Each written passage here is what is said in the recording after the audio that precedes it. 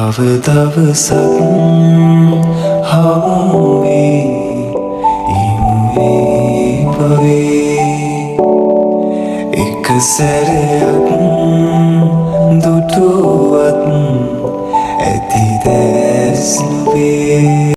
Hi guys, welcome back to my YouTube channel. ඉතින් මම උදේම පොඩි ගමනක් ගියා. ඉතින් මම මේක ඉක්මනට පිළිගන්න කරගෙන ඉන්න. ඉතින් අද උදේම මම බයෝ ටිකක් තමයි පාඩම් කරන්න කියලා හිතුවේ. මේ තියෙන්නේ මම හිතන්නේ මම අලුත් මේසට වෙලා කරන පළවෙනි vlog එක. ඉතින් කොහොමද බලන්නකෝ මම හිතන්නේ ලොකු වෙනසක් නැතුව ඇති. මොකද අතෙන්ට වගේම මෙතනත් හොඳයි රේඩියෝ හිටෙනවා. ළමයි මම මේ vlog එක රෙකෝඩ් කරලා නම් ලොකු කාලයක් වෙනවා. බට් මට මේක දාන්න බැරුනේ. ඒක දිගටම කරන්න නැති වුණා. වැස්සත් එක වොයිස් කරන්නත් බෑ. ඉතින් ඒක නිසා තමයි මේ vlog එක කියන්නේ මෙසටම පරක්කුනේ. ඉතින් බලන්නකො කොහොමද දැන් සුකියුත්තම ඇත්තාවා මාත් එක්ක වැඩ කරන්නේ. එයාට වැඩ කරන කලින් මම හිතන්නේ ටෝස් පහුවෙන්න නැතුව. ඉතින් මම අද කතා කරන්න කියලා හිතුවේ ළඟම එන ඔලවල් වලට රෙඩි වෙන එක ගැන. දැන් ඉතින් එලවල් නම් තියලා ඉවරයිනේ. ඉතින් අපි ඔලවල් ගැන කතා කරමු. ඉතින් මන් දන්නේ හරියටම ටීචර් කෙනෙක් වගේ මේ විදිහට කරන්න එපා මේ විදිහට කරන්න කියලා ඔයාලට ලොකුවට ඇඩ්වයිස් කරන්න. බට් මන් දන්නවනේ මම එක්සෑම් කරපු කාලේ මම පාඩම් කරපු විදිහම මම ඒ විදිහට ඒ දේවල් ගැන ඔයත් එක්ක ෂෙයා කරගන්නම්.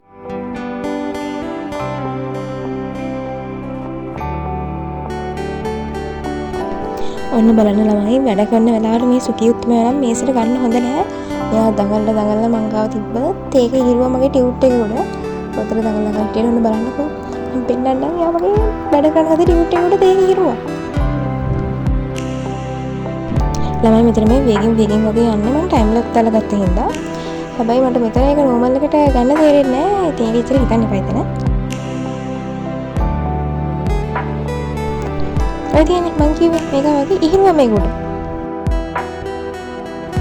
හරි එහෙනම් දැන් අපි ආපස්සරයක් අපේ ඔලවල් කතාව පැත්තට. ඉතින් මම ඒක කියන්න කලින් මුලින්ම කියන්න ඕනේ මම A90 ගත්ත කෙනෙක් නෙවෙයි. ඒ වගේම තමයි මම එහෙමයි කියලා වෙනවා කිසිම සබ්ජෙක්ට් එකක් ෆේලුත් නැහැ. මම ලොකු ප්‍රශ්නයක් ආව මට ඔලවල්ස් ළඟලා. ඉතින් මං හිතුවා ෆස්ට් එක ස්කිප් කරනවා කියලා. ඊට පස්සේ ඒ වෙනකොට මම ඇඩ්මිෂන් උත් සයින් කරලා ඉවරයි. ඒ හින්දා අම්මා කිව්වා ඕන එකක් වෙන්න පළවෙනි පාර ලියන්න. අපි එක සබ්ජෙක්ට් එකක් හරි අවුල් ගියොත් එහෙම අපි සෙකන්ඩ් ට්‍රයි කරමු. ඊට පස්සේ ඒ ලෙවල් එකත් ප්‍රයිවට් දාමු කියලා. ඉතින් මම එහෙම හිතාගෙන තමයි එක්සෑම් එක කළේ. හැබැයි ඉතින් බය වෙන දෙයක් නැහැ. මම කිසිම සබ්ජෙක්ට් එකක් ෆේල් වෙලා නැහැ. මම ෆේල් වෙයි කියලා හිතපු සබ්ජෙක්ට් වලට උගා හොඳ රිසල්ට් ආවා. ඒ හින්දා මේ විදිහට try කරලා බලන්න ඔයාලටත් හරියන්න පුළුවන්. ඉතින් දැන් තියෙන ටයිම් එකත් එක්ක ඔයාලට තේරෙනවා ඇති ෂෝට් නෝට් ගන්නවත් සම්පූර්ණයෙන් පාඩමක් කියවන්නවත් වෙලාවක් නැහැ කියලා. ඉතින් මේක නිසා ඔයාලා අවුල් ගන්නවත් එහෙම නැතුව මම මුලින්ම පටන් ගන්නවා කියලා ෂෝට් නෝට් දැන් ගන්න පටන් ගන්නවත් එපා. මොකද ඔයා මොකක් හරි පාඩමකට ෆුල් ફોකස් එක දීලා වැඩ කළා ඒක විභාගයට ආව නැතොත් එහෙම අර ඔයා ඒකට ස්පෙන්ඩ් කරපු ටයිම් එක ගොඩක් අපරාදේ. ඉතින් අපි වැඩ ටික පටන් ගන්න කලින් මුලින්ම ඔයා කැමති විදිහට කැමති සයිස් එකකින් කැමති පාටකින් ඔයාට දැක්කම එපා වෙන්නේ නැති විදිහට ඔයාගේ සබ්ජෙක්ට් 9 ලියලා කොළ කැලි 9ක් ගන්න. එහෙමත් නැත්නම් පොතක් අරගෙන ඔයා ඒකේ ඔයාට තියෙන සබ්ජෙක්ට් 9 ලියා ගන්න. ඊට පස්සේ පොඩ්ඩක් හොඳට කල්පනා කරලා ඔයාට තියෙන ඒ සබ්ජෙක්ට් 9න් අමාරුම එකේ ඉඳන් ලේසිම එක වෙනකම් එක දිගට ලියාගෙන යන්න. ඉතින් එතකොට ඔයා තෝරගත්ත සබ්ජෙක්ට් තුන ඔයාට ඒකේ උඩටම දාන්න පුළුවන් වෙයි. ඊට පස්සේ සිංහල, බුද්ධ ආගම, ඉතිහාසය වගේ ඒවාත් උඩට දාන්න පුළුවන් වෙයි. හැබැයි සමහර වෙන්න පුළුවන් ඔය සිංහල, බුද්ධ ආගම, ඉතිහාසය කියන තුනට උගක්ම අමාරු අය. තව වෙන්න පුළුවන් ඔයා තෝරගත්ත සබ්ජෙක්ට් එකත් ඔයාට අමාරු අය. මොකද මටත් ඒ වගේ තිබ්බා. මම තෝරගත්තේ ඉංග්‍රීසි සාහිත්‍යයි, ඉංග්‍රීසි මීඩියම් වලින් ICT, ජපනුයි. ඉතින් මට ওই තුන අන්තිම කාලේ පුදුම විදියට එපා වෙලා තිබ්බේ. මට ඒ ටිකත් කරගන්න බැරුව මේ ටිකත් කරගන්න බැරුව ඔක්කොම නැති වෙලා ආයිද කියලා. ඒත් එහෙම වුණේ නැහැ. ඒ හින්දා ඔයාට අමාරුම එකේ ඉඳන් ලේසිම කරනකම් ඔයා නිකමට ඒ ටික එක පෙළියකට ලියා ගන්නකෝ. ඊට පස්සේ ඔයා ගාව තියෙන මේ සබ්ජෙක්ට් 9ෙම පාස් පේපර්ස් ටිකක් ගන්න. මම හිතන්නේ මේ වෙනකොට හැමෝම ගාවම හැම සබ්ජෙක්ට් එකකම වගේ පාස් පේපර්ස් අඩුම එකක් හරි ඇති. එහෙමත් නැත්නම් පාස් පේපර් උත් නැත්නම් ඔයාලා අන්තිම වාර විභාගය කරපුව දැන් බල ටීචර් බලලා දීපු පේපර්ස් ටික තියෙන්නේ. ඒ පේපර්ස් ටික හරි ඔයා ළඟට ගන්න. ඔයා කරපු පේපර්ස් තියෙනම් උගක් හොඳයි. ඒ ටික ඔක්කොම ඔයා ළඟට ගන්න.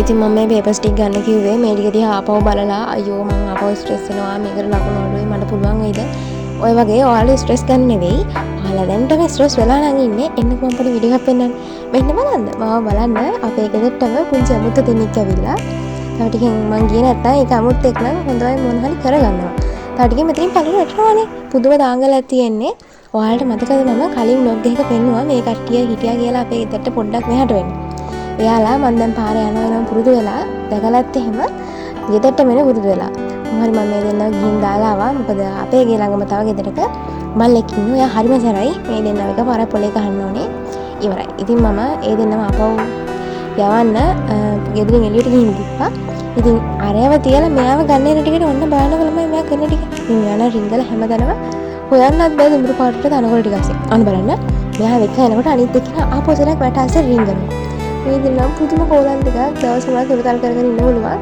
ඒ ඉතින් මේ දෙන්නා හුරුතල් කරගෙන එළියටලා ඉන්න බෑනේ ඉතින් ඔයා පාඩම් කරලා ස්ට්‍රෙස් වෙච්ච හැම වෙලාවකම පුළුවන් නම් මේ වගේ වල පැටියෙක් එහෙම නැත්නම් පූස් පැටියෙක් ගෙදර ඉන්න කෙනෙක් හුරුතල් කරන්න මොකද එතකොට ඔයාට නිකන් ෆෝන් එක අරගෙන සින්දුවක් අහනකොට වැටිය ලොකු සංසීමක් දැනෙයි බලන්නකෝ මේ දෙන්නා මේ කෝලම් එක්ක වැඩ කරපු මහන්සියක් නැති වෙනවා ඉතින් මම බලපෑව ටික හුරුතල් කරනකන් යන්කෝ අපි ආයේ අපේ කතාව පැත්තට ඉතින් ඔයාලා ගත්ත පේපර්ස් ටික පොඩ්ඩක් පෙන්නලා බලන්නකෝ ඔයාට ඒක පෙන්නලා බලනකොට තේරෙයි ඔයා මොකක් හරි එක ප්‍රශ්නයක් විතරම වරද්දගෙන එහෙම නැත්නම් ඒ ප්‍රශ්නේ මග අරගෙන ගිහිල්ලා කියලා ඉතින් ගොඩක් වෙලාවට ඒ ප්‍රශ්නේ වැරදෙන්න නම් හේතුව ඔයාට හරියට කන්සෙප්ට් එක තේරෙන්නේ නැති එක ඔයා ඒ ප්‍රශ්නේ මගන්නේ නම් හේතුව ඔයා හිතින්ම ඔයාට ඒක තේරෙන්නේ නැහැ කියලා හිතාගෙන ඔයා ඒක මගරින එක සමහර විට මේ ප්‍රශ්නේ ඔයාට ලේසිම එකක් වෙන්න පුළුවන් ඉතින් ඒ වගේ හම්බෙන ප්‍රශ්න ඔයා පුළුවන් නම් බලන්න තනියෙන් උත්තර ලියන්න බැයි නම් පොත පෙළලා හොයන්න. පොත පෙළලා හොයන්නත් තමයි වෙන උත්තර පත්‍රයේ උත්තරේ හොයාගන්න. උත්තර හොයාගෙන ඒක තව ටිකක් තේරුම් කරගන්න. පොත පෙළලා ඒ උත්තරේ තියෙන තැන පොඩ්ඩක් කියවන්න. එතකොට ඔයාට ඒ උත්තරේ හොඳට ඔලුවට යනවා. අය අමතක වෙන්නේ නැහැ. මොකද අපි ගොඩක් වෙලාවට නෝට් එකක් ලියන්නේ නිකන් මාතෘකාවක් කියනවා. ඒකට සම්බන්ධ කරුණු ටිකක් ලියාගෙන යනවා. සමහරවිට පොයින්ටර්ස් ලියන් යනවා. සමහර නිකන් ඡේදයක් අග ලියන් යනවා. ඒ වුණාට ඔයාලට තේරලා ඇති ඔයාලා අකමැත්තෙන් කරන ප්‍රශ්න වලින් ඔයාලට මොකක් හරි පොයින්ට් එකක් මතක තියෙනවා නිකන් නෝට් එකක් කියවනකොට වැඩිය කියලා. ඉතින් මේක ගොඩක් අයට හරියනවා. ඒක නිසා ඔයාලා පුළුවන් නම් විතරම මේ කාලේ නෝට් කියවනවට වැඩිය ප්‍රශ්න කරන්න බලන්න. එකම ප්‍රශ්නේ දෙතුන් වතාවක් කරනකොට ඔයාට තේරෙයි ඔයාගේ ප්‍රශ්නෙට ටික ටික හුරු වෙනවා. ඒ ප්‍රශ්න වලට තේරෙනවා කියලා. ඉතින් ඔයාට මේක පාස් පේපර්ස් ටික කරද්දී නිකම්ම හරියනවා. ඒ කියන්නේ ඔයාට දැන් හිතන්නකෝ ඔයා ගත්තේ අන්තිම අවුරුදු 5 පාස් පේපර්ස් ටික කියලා. ඔයා එක පාරක් කරනවා, හරි වැරදි දානවා, වැරදි මොනවද උනේ කියලා බලනවා, ඒවා හරි ගස්ස ගන්නවා, ඊට පස්සේ ආපහු කරනවා.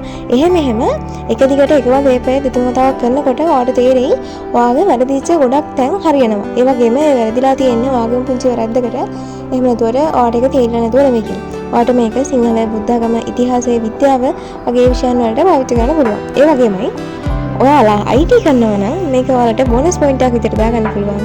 IT වලත් පාස් පේපර්ස් ටික නිතරම කරනකොට අමතක වෙන්නේ නැහැ. ඒක හොඳට මතක තියෙනවා.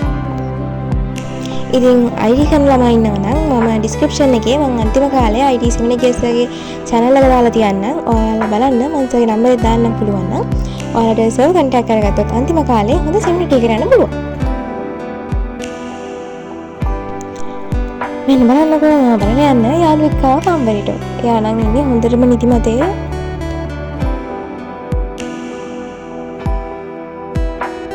ඊට පස්සේ ඉතින් මම එයාට යන්න ඇරියා. මොකද ඉතින් මම ගාව නිදි කරගත්තොත් එහෙම මම වැඩ කරන්න කීයටද. ඊට පස්සේ මෙයා සාල්ට් වෙලා හිටියා. අපි ආපහු යන්කෝ සාල්ට්ත් බලන්න. ඉතින් අපි ආපහු සරයක් අපේ කතාපත්‍රය ගොත් එහෙම මෙතන ඉන්නවද කවුරු හරි කෙනෙක් ඔයාලට සිංහල පේපරේ අමාරු. ඉතින් සිංහල පේපරේ ගොඩක් අයට අමාරු වෙන්නේ සාහිත්‍ය ටිකනේ. සාහිත්‍ය ටිකනොත් ඔයාලට කවි ටික තමයි හුඟක්ම අමාරු වෙන්නේ. ඉතින් කවි ටික අමාරු කියන්නේ ගොඩක් අයට කවි පාඩම් නැතිකමනේ. ඉතින් ඔයාලා හිතන්න පුළුවන් මේ මාසයක් දෙකක් තියාගෙන කොහොමද කවි පාඩම් කරන්න කියලා. බය වෙන්න එපා. ඔයාලට එක මාසයක් විතරක් මාසෙකුත් ඕනේ සති දෙකක් විතරක් හොඳටම ඇති කවි ටික ඔක්කොම පාඩම් කරගන්න. මොකද කිව්වොත් එහෙම මාත් අන්තිම කාලේ වෙනකොට මට කවි සමහර ඒවා පාඩම් ඒවා අමතක වෙලා තිබ්බා. මොකද එච්චරට මම බය වෙලා හිටියේ. හැබැයි මට channel දෙකක් හම්බ වුණා. ඒ channel දෙකේ ඒ කවි ටික තියෙනවා. ඒ ටික නිකන් මියුසිකල් එකක් ගහන්න වගේ තියෙන්නේ. ඉතින් මම ඒක අහගෙන තමයි වැඩ කළේ. ඉතින් එතකොට මට කවි ටිකක් මතකයි. පාඩම් කරපු ටිකත් මතකයි. මොකද ගොඩක් කඩියන් ප්‍රශ්නයන්නේ පාඩම් කරපු වෙලාවේ අප කවිය සින්දු විතරක් මතක තියෙන එක. ඉතින් මේ වෙලාවේ නම් මම පාඩම් කරපු එක මතක තිබ්බා. මට අහපු සින්දුවත් මතක තිබ්බා. මොකද ඒකේ කවි ටික ඔක්කොම කියන්නේ සින්දු වගේ. ඉතින් ඒ වගේමයි මම තව channel එකක් දාන්නම්. ඒකේ සර් කෙනෙක් මම හිතන්නේ ඔයාලා ගොඩක් අය දන්නවා ඒ සර්ව. ඒ සර් YouTube channel එකේ ෆ්‍රී සෙමිනාර් කරන ගොඩ හරියක්. ඒ වගේම කරපු සෙමිනාර් තුනක් තියෙනවා. ඉතින් ඔයා සිංහල වලට වීක් නම් පොඩ්ඩක් ගිහින් බලන්න. මම හිතන්නේ ඔයාට ලොකුම දවයක් වෙයි ඒක. ඉතින් ඔයා කියනවත් හිතන්න එපා මෙච්චර දේවල් අහලත් ඔයා තාම පරක්කුයි කියලා. ඔයා පටන් ගන්න අන්තිම මොහොතේ. උනත් ඔයා පොඩ්ඩක්වත් පරක්කු නැහැ. ඒ හින්දා දැන්ම වැඩ පටන් ගන්න. මොකද ඔයාට තවත් ඔයාට තියෙන රිසල්ට් එක එන්න තියෙන රිසල්ට් එක වෙනස් කරගන්න කාලේ තියෙනවා. ඒ හින්දා කියනවත් හිතන්න එපා ඔයා තාම පරක්කුයි කියලා. ඒ හින්දා දැන්ම වැඩ පටන් ගන්න. ඔහො. දැන්ම කියන්නේ මේ වීඩියෝ එක ඉවරට අහලා ලයික් එකකුත් දාලා ඔයාගේ තව මේ ගැස්ට්‍රෝ ලයින් යාළුවටත් මේක ෂෙයා කරලාම වැඩ ටික පටන් ගන්න. ඒ වගේමයි මම තවත් O level කාලේ ෆලෝ කරපු channel එකක් තමයි ගන්දබ්බ කියන්නේ. ඒක මම හිතන්නේ ලොකු ටීචර්ස්ලා ගන්න එකක් නෙවෙයි දුක. මම හිතන්නේ අයියා කෙනෙක් දුකට කරන්නේ. එයාගේ YouTube වීඩියෝ හදලා තමයි මම ඒක බලන්න ගත්තේ. එයාගේ YouTube channel එකේ තියෙන ගොඩක් exam ගැන දැනගන්න ඕන දේවල්. ඒ වගේමයි එයාලා ගන්දබ්බ කියලා channel එකකුත් කරනවා. ඒ වගේම group එකකුත් තියෙනවා. ඒ group එකට set වෙනත් හැම subject එකකටම seminar series එකක්ම තියෙනවා. ඉතින් ඔයාලට ඒවට set වෙන්නත් පුළුවන්. හැබැයි මම හිතන්නේ seminar වලට නම් ගෙවන්න ඕනේ කොහෙද? බලන්න කාලේ ගන්න වෙලාවම දැන් නම් කොහොමද කියන මම දන්නේ නැහැ. මම ඒකේ link එකක් දාලා තියන්නම්. එතකොට ඔයාලට ඒකට උනත් set වෙන්න පුළුවන් නේ. ඉතින් මම හිතනවා මම හැම එක ගැනම කිටියෙන් කතා කරන්න නැති කියලා. ඔයාලට තවත් මොකක්ද subject එකක් ගැන දැනගන්න ඕන නම් වෙනම ඔයා ඒ ගැන අනිවාර්යයෙන්ම comment section එකේ දාගෙන යන්න. ඒ වගේමයි මගේ මේ වීඩියෝ එක ගැනත් ඔයාලට හිතන දේවල් comment section එකේ දාගෙන යන්න අමතක කරන්න එපා. ඒ වගේමයි ඔයාලට කවුරුහරි කිව්වොත් එහෙම ඔයාගේ දෙවෙනි වාරේ හරි තුන්වෙනි වාරේ හරි රිසල්ට් එක තමයි ඔයාගේ ඔය රිසල්ට් එක කියලා. ඒක බොරු ළමයි. මොකද ඒකේ ඒ විදිහට වෙන්නේ මගේ මමයි මගේ යාළුවන්ගේ ඔක්කොම වගේ. හරිද? ඔක්කොම වගේ රිසල්ට් සමහර ඒවා ෆේල් වෙලා තිබ්බා වාර විභාගවලදී. හැබැයි ඒවා පාස් වෙලා හොඳම රිසල්ට් වලින් ආවා ඔය රිසල්ට් එක වෙලා. ඉතින් ඒ හින්දා බය වෙන්න එපා. ඒක එහෙම වෙන්නේ නැහැ. ඔයාගේ උනන්දුව තියෙනම් ඔයාට කරන්න පුළුවන්. ඒ වගේමයි ඔයා කිසිම විදිහක එක සබ්ජෙක්ට් එකක ඇලිලා ඉන්න එපා දවස් ගාණක්. ඒ කියන්නේ එක සබ්ජෙක්ට් එකක් විතරක් තියාගෙන ඒක අමාරුයි කියලා අනිත් ඒවා අයින් කරලා කළොත් එහෙම ඔයාලට ඒ සබ්ජෙක්ට් එකට ලකුණු වැඩි කරගන්න පුළුවන්. හැබැයි අනිත් ඒවා ඩවුන් වෙන්න පුළුවන්. ඒ හින්දා නම් මේ බැලන්ස් එකේ කරගෙන යන්න.